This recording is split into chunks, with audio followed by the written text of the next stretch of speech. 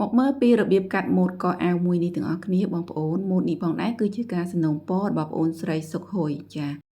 តោះយើងចូលទៅមើលទាំងអស់គ្នាសូមបងប្អូនជួយចុច Subscribe ចុចសញ្ញារូបកណ្ដឹងម្នាក់មួយដើម្បីទទួលបាននៅវីដេអូថ្មីៗជារៀងរាល់ថ្ងៃដែលបង្ហាញជូនពីតិចនៃការកាត់តិចនៃការដេរតិចនៃការច្នៃប្រឌិតម៉ូតនិងបង្ហាញជូនពីការប៉ាក់ឌិនផងដែរចា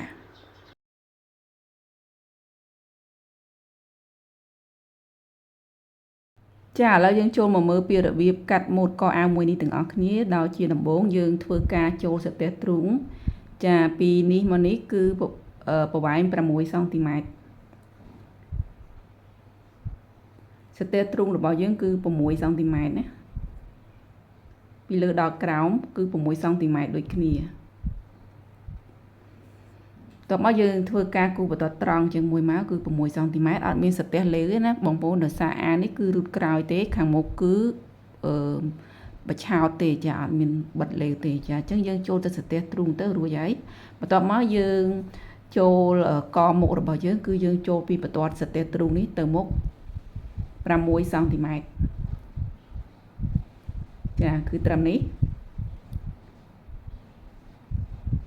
ពីនេះទៅនេះគឺ6សង់ទីម៉ែត្របន្ទាប់មកយើងធ្វើការចុះក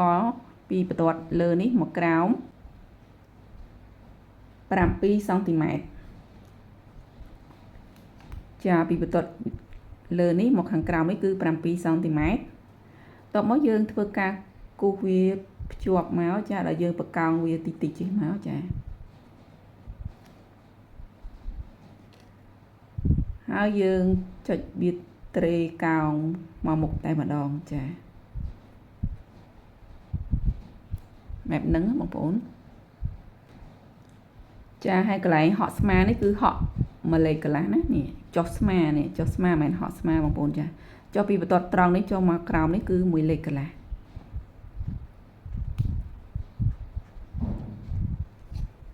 ចាអញ្ចឹងបញ្ជាក់ម្ដងទៀតបងប្អូន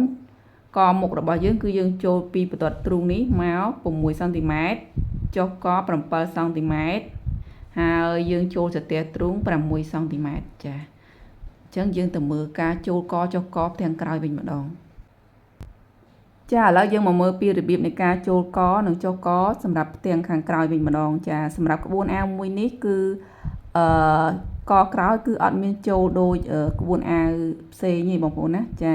ក្បួនអាវមួយនេះគឺយើងវាស់តាមប្រវែងស្មាមុខយកមកដាក់លើស្មាក្រោយចាគឺយើងយកស្មាអាវខាងមុខមកដាក់ពីលើបែបនេះបងប្អូនណាហើយកន្លែងចុះស្មានេះគឺ1លេខកន្លះដូចគ្នា1សង់ទីម៉ែត្រកន្លះចាបន្ទាប់ពីយើងចុះស្មាបានត្រឹមហ្នឹងហើយយើងយកស្មាមុខរបស់យើងយកមកដាក់ពីលើបែបនេះមកចា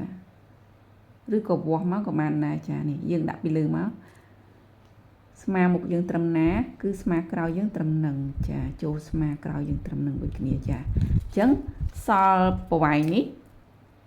ពីប្រវែងនេះមកប្រវែងនេះគឺជាកក្រោយរបស់យើងណាបងប្អូនចានេះសម្រាប់ក្បួនអាវមួយនេះចាតែខ្ញុំដឹងថាក្បួនអាវភាគច្រើនគឺគេចូលស្មាមុខចូលកមុខផ្សេងចូលកក្រោយផ្សេងគឺគេឧទាហរណ៍ថាកមុខចូលកមុខគេចូល6លេខអញ្ចឹងអាចកក្រោយនេះគេចូល7លេខអីចឹងទៅបងប្អូនណាចាអញ្ចឹងបងប្អូនអាចកាត់បាន2យ៉ាងបើសិនបងប្អូនកាត់ចូលកមុខផ្សេងកក្រោយផ្សេងអញ្ចឹងបងប្អូនចូលកក្រោយធម្មតាទៅដូចកមួយនេះគឺចូលកមុខ6លេខអញ្ចឹងកក្រោយបងប្អូនកាត់តាមក្បួនបងប្អូនវាស់ពីបន្ទាត់នេះបន្ទាត់សរទេសទ្រូងនេះចូលទៅមុខ7លេខទៅចាគឺយកធំជាងកមុខ1លេខណាចាតែសម្រាប់ក្បួនអាវខ្ញុំមួយនេះគឺអត់វាស់ចឹងទេគឺវាស់ស្មាអាវទាំងមុខយកមកដាក់តែម្ដងត្រឹមណាគឺនៅត្រឹមហ្នឹងចាអញ្ចឹងចូលកគឺត្រឹមហ្នឹងតែម្ដងចាហើយបន្ទាប់មកយើងធ្វើការចុះកពីបន្ទាត់នេះបន្ទាត់ខាងលើនេះចុះមកក្រោមគឺត្រឹមនេះ3សង់ទីម៉ែត្រ3សង់ទីម៉ែត្របងប្អូនណាចាបន្ទាប់មកយើងធ្វើការគូបន្ទាត់កោងមកចាហើយនេះគឺជាសរទេសរូតរបស់យើងគឺ2សង់ទីម៉ែត្រចាសរទេសរូតរបស់យើងគឺ2សង់ទីម៉ែត្រអញ្ចឹងការចុះកក្រោយនិងចូលកក្រោយរបស់យើងគឺរួចរាល់ហើយឥឡូវយើងមកមើលពីរបៀបនៃការកាត់ស្លឹកកវិញម្ដង ចាមុននឹងយើងធ្វើការវាស់កាត់ស្លឹកកយើងមកមើលផ្ទាំងមុខរបស់យើងទាំងពីរនេះសិនចានេះគឺជាផ្ទាំងមុខរបស់យើងទាំងពីរនេះចាសម្រាប់ផ្ទាំងមុខទាំងពីរនេះគឺយើងត្រូវជាសរទេសទ្រូងមួយចេញបងប្អូនណាចាគឺម៉ូតអាវរបស់យើងគឺខាងនេះកងលើខាងនេះចាអញ្ចឹងយើងត្រូវជាសរទេសទ្រូងខាងនេះចោលបងប្អូនណាចាយើងទុកតែម្ខាងទេចាយើងជាត្រឹមបន្ទាត់សរទេសទ្រូងនេះចោលមក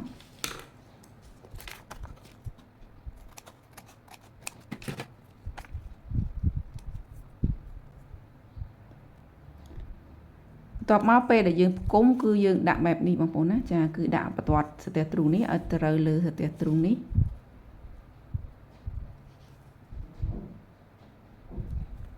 ចាពេលដែលផ្គុំទៅគឺមានទម្រង់បែបនេះបងប្អូនណាចាកន្លែងនេះគឺយើងដាក់លើមកគ្រាប់ចានេះគឺជាទម្រង់កអាវរបស់យើងជាតួខ្លួនចាគឺមានទម្រង់បែបហ្នឹងបងប្អូនណាចា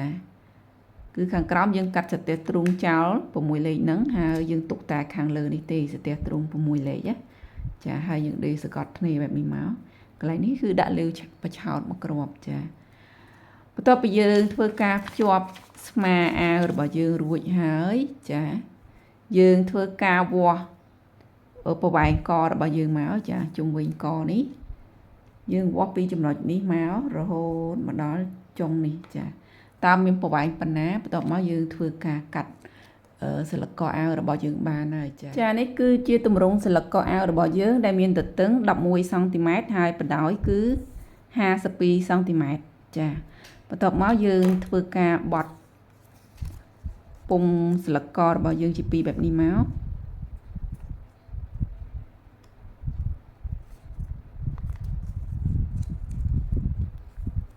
តបមកកន្លែងចុងស្លឹកកនេះគឺយើងយកវាឲ្យរាងមូលចា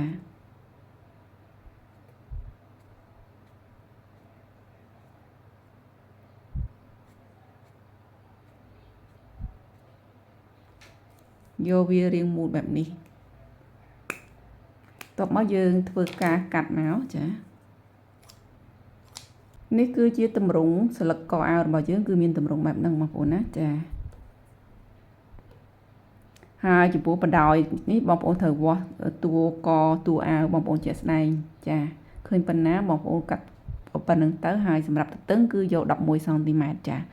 បន្ទាប់មកយើងយកមកដាក់នៅលើកណាត់របស់យើងដោយកណាត់របស់យើងគឺយើងយកសាច់បិឆិតបងប្អូនណាអត់យកសាច់ធម្មតាទេចាគឺយើងដាក់ពុំរបស់យើងបិឆិតបែបនេះមកបន្ទាប់មកយើងធ្វើការកាត់ចានេះគឺជាស្លឹកកអាវរបស់យើងដែលយើងកាត់នៅលើកណាត់បិឆិតណាបងប្អូនចាសាច់បិឆិតគឺមានទម្រង់បែបហ្នឹងបន្ទាប់ពីយើងបានកអាវរបស់យើងហើយយើងយកមកភ្ជាប់នៅលើតួខ្លួនរបស់យើងមកចា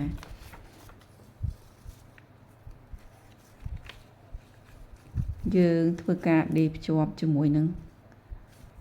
កតួខ្លួនរបស់យើងចាគឺភ្ជាប់វាបែបហ្នឹងជុំវិញមក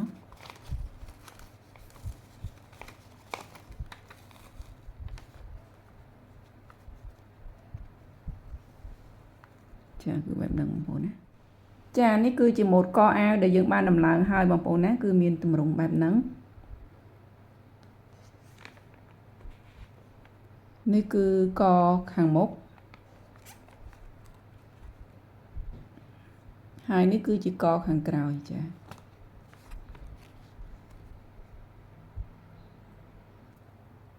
ការដំឡើងកអាវរបស់យើងគឺបានដល់ទីបញ្ចប់ហើយបងប្អូនចាអរគុណច្រើនចំពោះការតាមដានទស្សនារបស់បងប្អូនតាំងពីដើមដល់ចប់ជូនពរបងប្អូនជួបតែសំណាងល្អរកទទួលទានមានបានហេងគ្រប់ក្រុមគ្រួសារជួបគ្នានៅវីដេអូក្រោយទៀតជម្រាបលា